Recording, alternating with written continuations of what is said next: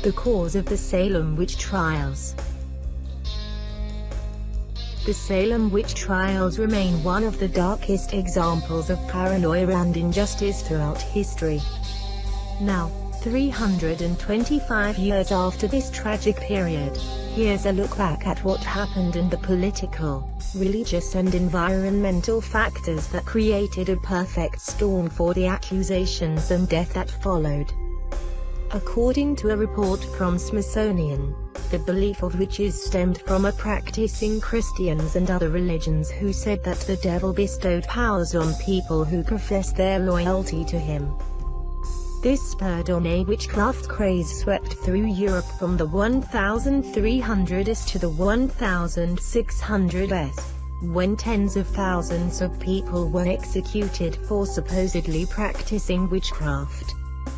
America's time came later. In 1689, English rulers William and Mary began a war with France in American colonies, which destroyed land and sent refugees to Salem Village in Massachusetts Bay Colony. The influx increased tension among the families in Salem Village, and Puritans believed all the conflict was due to the devil. In January 1692, the village's first ordained minister, Reverend Samuel Parris' daughter Elizabeth, 9, his niece Abigail Williams, 11, and another local girl, Ann Putnam, also 11, began having fits, and a local doctor deemed it supernatural. Under pressure from magistrates, the young girls named 3 women as the cause: Tituba, the Paris Caribbean slave; Sarah Good, a homeless beggar; and Sarah Osborne, an elderly impoverished woman. All 3 were interrogated, and while Osborne and Good professed innocence, Tituba said the devil came to her. The slave added that there were other witches around, and she was jailed with the 2 other accused. This event spurred on a line of accusations and questioning that dragged on for months.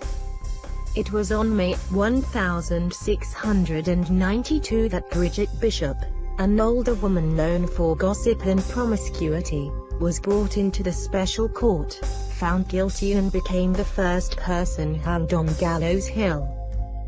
The court ignored pleas from respected citizens including Minister Cotton Mather, and his father and Harvard President Increase Mather. Eventually, Governor William Phips, whose own wife was questioned, prohibited arrests and released the accused. In May 1693, all were pardoned. At the time of pardon, 19 had already been hanged to death on Gallows Hill, and a number had also died in jail and outside. Many of those involved publicly admitted their error and guilt, and in 1711 a bill was passed that restored the rights and good names of the accused with £600 restitution for heirs. Over 2.5 centuries after the trials, Massachusetts formally apologized in 1957. In a study by psychologist Linda Capari in 1976, she offered an explanation for the abnormal behavior of the accused: fungus, ergot in rye, wheat and other cereal grasses.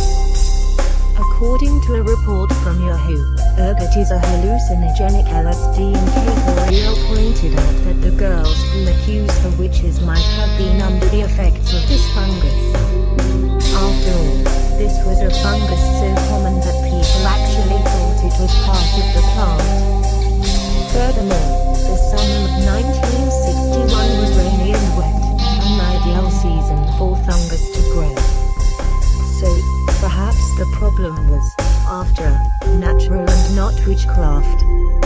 Of course, that's no PTP those who died because of a lack of understanding. There is danger in making assumptions, like those in Salem did. Until next time, blessed be and merry part from all of us at familiar territory.